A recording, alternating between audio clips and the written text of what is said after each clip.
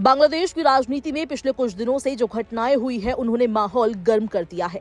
ढाका स्थित अंतर्राष्ट्रीय अपराध न्यायाधिकरण ने अपदस्थ प्रधानमंत्री शेख हसीना को मानवता के विरुद्ध अपराधों का दोषी ठहराते हुए मौत की सजा सुनाई है। यह फैसला उनकी अनुपस्थिति में सुनाया गया क्योंकि शेख हसीना बीते साल 5 अगस्त 2024 को बांग्लादेश में हुए छात्र आंदोलन और हिंसा के बाद भारत आ गई थी और तब से यहां शरण लेकर रह रही हैं।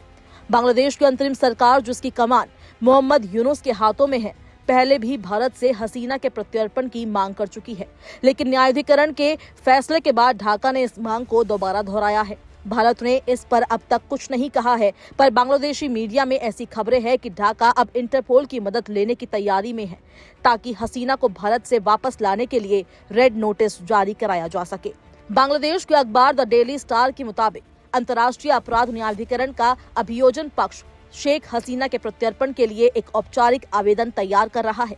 ये आवेदन ढाका के विदेश मंत्रालय के जरिए आने वाले दिनों में नई दिल्ली भेजा जा सकता है। न्यायाधिकरण ने अपने फैसले में कहा कि जुलाई 2024 में हुए छात्र प्रदर्शनों पर हसीना सरकार की प्रतिक्रिया बेहद कठोर और अमानवीय थी, जिसके कारण कई लोगों की जान गई और सैकड़ों घायल हुए। अदालत का मानना है कि ये कार्रवाई मानवता के विरुद्ध अपराध की श्रेणी में आती है।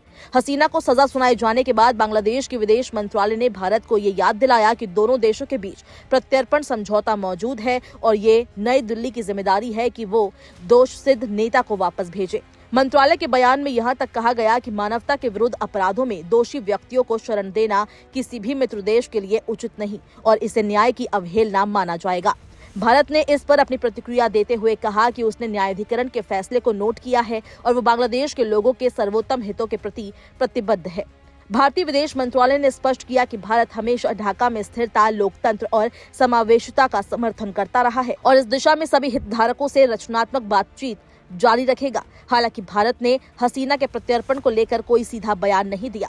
रॉयटर्स की एक रिपोर्ट में एक भारतीय अधिकारी का हवाला दिया गया है, जिसमें कहा गया है कि प्रत्यर्पण की प्रक्रिया लंबी होती है और इसके लिए विस्तृत रिकॉर्ड, गवाहियों, न्यायाधिकरण के दस्तावेजों और अन्य कानूनी पहलुओं का गहराई से विश्लेषण किया जाता है। अधिकारी ने बताया कि जब तक ढाका इन सभी दस्तावेजों को साझा नहीं करता, भारत कोई कदम नहीं उठा सकता।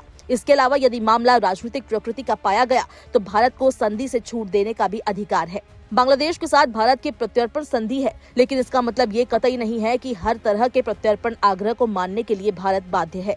साल 2013 में दोनों देशों के बीच ढाका में इस बारे में द्विपक्षीय समझौता किया गया था। इसमें वर्ष 2016 में संशोधन किया गया था। इसका मुख्य उद्देश्य दोनों देशों के बीच अपराधियों के प्रत्यर्पण को सरल बनाना है। संधि 23 अक्टूबर 2013 से प्रभावी है, लेकिन संधि में ये भी स्पष्ट है कि राजनीतिक प्रकृति वाले मामलों में प्रत्यर्पण से इनकार किया जा सकता है। विशेषज्ञों का मानना है कि शेख हसीना का मामला राजनीतिक, कानूनी और कूटनीतिक तीनों ही स्तरों पर बेहद जटिल है। आपको बता दें कि बांग्लादेश में जुलाई अगस्त 2024 का छात्र आंदोलन अचानक उग्र हो उठा था। बाद में कई रिपोर्ट में ये सामने आया कि इस आंदोलन को कट्टरपंथी समूहों ने हाईजैक कर लिया, जिसके बाद देश में अराजकता फैल गई। भीड़ इतनी हिंसक हो गई कि शेख हसीना की जान को खतरा पैदा हो गया और उन्हें भागकर भारत आना पड़ा। आज भी वे भारत के एक अज्ञात स्थान पर रह रही है।